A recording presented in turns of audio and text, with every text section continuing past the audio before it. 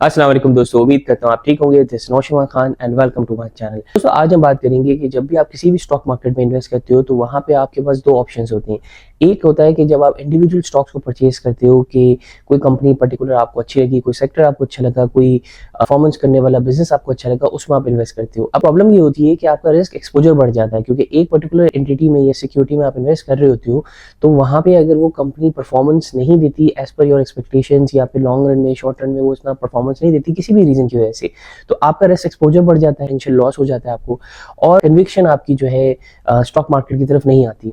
अब देखें दोस्तों, स्टॉक मार्केट में इन्वेस्ट करना दुनिया भर में ये प्रूवन है, किसी भी एसेट क्लास में इन्वेस्ट करने से बेहतर होता है कि स्टॉक मार्केट में इन्वेस्ट किया जाए। चाहे वो यूएस के स्टॉक्स हों, चाहे वो पाकिस्तान के स्टॉक्स हों, इंडिया के स्टॉक्स हों, या फिर आपकी जीसीसी कंट्रीज के स्टॉक्स हों, तो स्टॉक्स ने हमेशा ओवर परफॉर्म किया है कंपेयर टू अदर एसेट्स, चाहे वो गोल्ड हो, चाहे वो रियल एस्टेट हो, चाहे वो कोई सा भी दूसरा एसेट हो। अब स्टॉक्स में लेकिन इन्वेस्ट करने के लिए लोग बहुत कम होते हैं, कन्विक्शन उनका बहुत कम होता है, एक्सेप्टेंस कम होती है।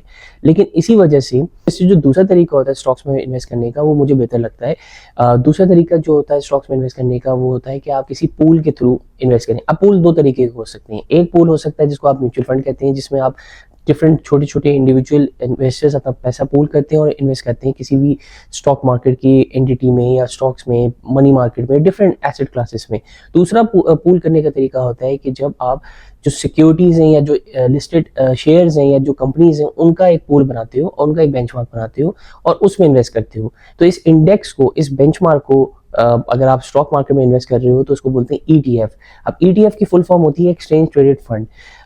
ये सबसे बेहतर तरीका होता है इंडिविजुअल स्टॉक इन्वेस्टर्स के लिए, जो आपके जिसको रिटेल इन्वेस्टर्स कह सकते हैं या छोटे इन्वेस्टर्स कह सकते हैं, स्मॉल इन्वेस्टर्स वगैरह। इन लोगों के लिए सबसे बेहतर होता है अगर उन्होंने अपनी अच्छी वेल्थ जनरेट करनी है, पैसिव इनकम को जनरेट करना है, तो ये सबसे अच्छा तरीका होता है कि आप ईटीएफ्स में इन्वेस्ट करो। अब ईटीएफ्स में इन्वेस्ट करने के लिए क्या वजह है, क्या रीजंस हैं, उसको थोड़ा सा हम डिस्कस करेंगे। इससे पहले मैंने एक वीडियो बनाई थी, उसमें आप जाके देख सकते हैं, जब मैंने ईटीएफ्स को इंडेक्स फंड्स को या म्यूचुअल फंड्स को कंपेयर किया था। आपको इन्वेस्ट क्यों करना चाहिए ईटीएफ्स में? आपको इसलिए इन्वेस्ट करना चाहिए, सबसे पहले इनकी फ्लेक्सिबिलिटी। इनका स्ट्रक्चर ऐसा है कि ये स्टॉक मार्केट में लिस्टेड होती हैं, जैसे कोई भी किसी भी कंपनी का शेयर लिस्टेड होता है। आप कभी भी उसमें इन्वेस्ट कर सकते हो, लिक्विडिटी होती है आपके पास। सुबह आप इन्वेस्ट करो, शाम को आप उसको सेल करो, वापस आपके पास पैसे आ गए। जिस टाइम के लिए भी आपने रखना है आप उस टाइम की पीरियड के लिए रख सकते हैं। ईटीएफ्स बेंचमार्क करते हैं नॉर्मली जो सबसे बड़ी कंपनीज होती हैं उनको। उनका ऑफ कोर्स ईटीएफ का एक सब कैटेगरी होती है कि किस बेंचमार्क को या किस इंडेक्स को फॉलो करें। जैसे एग्जांपल के तौर पे यूएस स्टॉक मार्केट में S&P 500 का स्टॉक मार्केट का ईटीएफ होता है, जिसमें वो सबसे बड़ी जो 500 कंपनीज हैं यूएस की, उसको ट्रैक कर रहे होते हैं। इसी तरीके से इंडिया में निफ्टी 50 है, जो 50 टॉप आपकी स्टॉक मार्केट में लिस्टेड कंपनीज हैं उसको फॉलो करते हैं। KSE 100 जो है पाकिस्तान में टॉप 100 कंपनीज को ट्रैक करता है। तो इस तरीके के डिफरेंट आपके बेंचमार्क्स होते हैं, इंडेक्सेस होते हैं, जिसको ETFs फॉलो कर रहे होते हैं। ETFs इस तरीके से बेहतर होते हैं नॉर्मली। इनका अगर आप देखें, क्योंकि ये पैसिवली मैनेज फंड्स होते हैं, इसमें बहुत ज़्यादा एक्टिव इन्वॉल्वमेंट नहीं होती किसी भी फंड मैनेजर की कंपेयर टू म्यूचुअल फंड्स, तो इसमें एक्सपेंस रेशियो भी आपका नॉर्मली कम होता है। ETFs में इन्वेस्ट करने के लिए आपको कोई मिनिमम वैल्यू की जरूरत नहीं है कि आपको इतना अमाउंट ही को करना है। फ्रैक्शनल इन्वेस्टमेंट हो सकती है। यूएस स्टॉक मार्केट में अगर आप इन्वेस्ट करते हो सर्वा के थ्रू, बराका के थ्रू, तो आप ETFs में इन्वेस्ट कर सकते हो वहाँ पे, और काफ़ी फ्रैक्शनल ओनरशिप होती है, क्योंकि फ्रैक्शनल इन्वेस्टमेंट भी आप कर सकते हो उधर। इसके अलावा अगर आप बात करो तो ETFs डेली बेसिस पे स्टॉक मार्केट में, क्योंकि ये एक्टिव होते हैं, तो ऑफ कोर्स इनकी जो प्राइस होती है, शेयर प्राइस होती है, वो वॉलेटाइल होती है, ऊपर भी जा सकती है, नीचे भी जा सकती है, चेंज होती है डेली बेसिस पे। इनकी जो भी परफॉर्मेंस होती है वो आप पब्लिकली डिस्क्लोज होती है, तो आप इनकी स्टॉक मार्केट रिपोर्ट्स में, इनकी परफॉर्मेंस में, इनकी ट्रेंड्स में आप आराम से रोजाना के बेसिस पे देख सकते हो। अब बात करते हैं दोस्तों कि अगर आपने ETFs में इन्वेस्ट करना है तो यूएई में कौन से ETFs एग्जिस्ट करते हैं जहां पे आप इन्वेस्ट कर सकते हो। और यूएई की स्टॉक मार्केट में अगर आप इंडिविजुअल स्टॉक्स में इंटरेस्टेड नहीं हो, तो अगर आप ETF कोई परस्यू करना चाहते हो तो वो कौन सा ETF हो सकता है। मैं आपको बताता चलूँ दोस्तों, जिस ब्रोकरेज फर्म को मैं यूज़ करता हूँ उसका नाम XCube है। XCube is regulated back by the Dubai and UAE government. Through invest करोगे आप तो आप दोनों मार्केट्स में, स्टॉक मार्केट की जो यूएई में एग्जिस्ट करती हैं, ADX और DFM, दोनों में इन्वेस्ट कर सकते हैं। बाय द वे मैं आपको बताते चलूँ, जो लोग यहाँ इस चैनल पे नए हैं और उन्होंने दूसरी वीडियोस नहीं देखी मेरी, यूएई स्टॉक्स में अगर आप इन्वेस्ट करना चाहते हो तो यूएई में आपके पास 3 मार्केट्स हैं।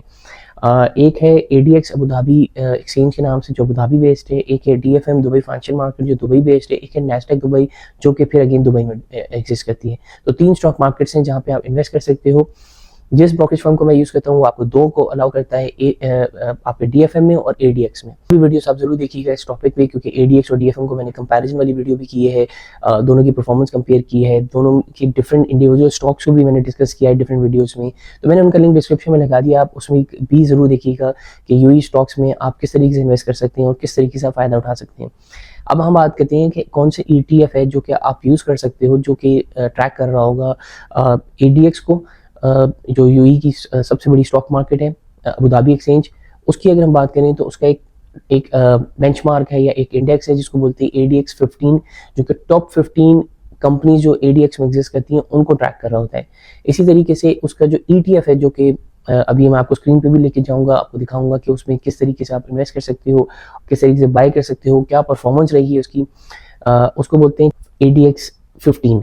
पूरा का पूरा ट्रैक करता है टॉप 15 कंपनीज को ADX की, जिसमें आप आराम से उसमें अगर आप इन्वेस्ट करोगे तो टॉप 15 कंपनीज में उस पोर्शन के थ्रू, उस फ्रैक्शन के थ्रू जिस तरीके से वो एग्जिस्ट करती हैं करंटली और इस बेंचमार्क को कंट्रीब्यूट करती हैं इस बेंचमार्क में, उसी के बेसिस पे आपको इन्वेस्टमेंट कर रहे होगे आप, उसी के बेसिस पे आपको रिटर्न मिल रहा होगा। अब फॉर एग्जांपल जो सबसे बड़ी इस ADX 15 में कंपनी है वो इंटरनेशनल होल्डिंग्स है। अब आपके पास एक ऑप्शन होता है कि आप इंटरनेशनल होल्डिंग्स से स्टॉक्स खरीद लो, या फिर आप जो है डायरेक्टली इस ETF में इन्वेस्ट करो, जिसके थ्रू आप उन तमाम 15 के 15 इंक्लूडिंग इंटरनेशनल होल्डिंग्स में इन्वेस्ट कर रहे हो, उस पोर्शन से, उस कंट्रीब्यूशन से, उस रेशो से, जिस रेशो से वो एग्जिस्ट करती हैं करंटली इस इंडेक्स में। तो इससे फ़ायदा ये होता है कि आपका डाइवर्सिफिकेशन हो जाती है, आप एक तरफ से रिस्क एक्सपोजर नहीं होता है कि इंटरनेशनल होल्डिंग किसी भी वजह से अगर परफॉर्म नहीं कर रही, लेकिन बाकी 14 कंपनीज अगर परफॉर्म कर रही होंगी तो आपको फिर भी रिस्क एक्सपोजर डाइल्यूट हो चुका होगा, क्योंकि आपने डाइवर्सिफिकेशन को प्रेफरेंस दी। ये ETFs में इन्वेस्ट करना उन लोगों के लिए बहुत अच्छा होता है जो कि पैसिव इनकम में इंटरेस्टेड होते हैं, जो लोग ज़्यादा स्टॉक्स के रिपोर्ट्स नहीं पढ़ सकते, एनुअल रिपोर्ट्स नहीं पढ़ सकते और ज़्यादातर इंडिविजुअल स्टॉक्स को ट्रैक करके उसमें इन्वेस्ट नहीं कर सकते। तो मेजॉरिटी लोग जो GCC में काम करते हैं वो 9 to 5 जॉब होती है उनकी, वर्क वीज़ा पे होते हैं, तो उनके लिए बड़ा प्रॉब्लम होता है कि वो सारे स्टॉक्स को इंडिविजुअली बैठ के उसमें ट्रैक करें, टाइम निकालें जिसमें वो स्टॉक रिपोर्ट्स को पढ़ें। उससे बेहतर ये होता है, सबसे अच्छा तरीका जो रिस्क मैं ये नहीं कहूँगा रिस्क फ्री है, लेकिन रिस्क लो होता है इसमें ऑफ कोर्स, जिसमें आप आराम से पीस ऑफ माइंड के साथ इन्वेस्ट कर सकते हो, वो है आपके ETFs, जो कि आपको UAE में भी अगर आप देखो, बाकी दुनिया में तो ये बहुत सारे ETFs एग्जिस्ट करते हैं, पाकिस्तान, इंडिया, US में, UAE में भी एग्जिस्ट करते हैं, जो कि ADX 15 के नाम से जो बेंचमार्क है उसको ट्रैक करता है और आप उसके थ्रू ADX की टॉप कंपनीज में इन्वेस्ट करते हो। इसके अलावा दोस्तों इसी ब्रोकरेज फर्म के थ्रू ये ETFs हैं, उसके और भी ETFs यहाँ पे एग्जिस्ट करते हैं जो कि आप UAE में बैठे हुए XCube के थ्रू, जो ब्रोकरेज फर्म है जिसको मैं यूज़ करता हूँ, इसके थ्रू आराम से इसमें इन्वेस्ट कर सकते हो। S&P 500 का भी ETF है इधर, जो कि S&P US की मार्केट की 500 कंपनीज को ट्रैक करता है।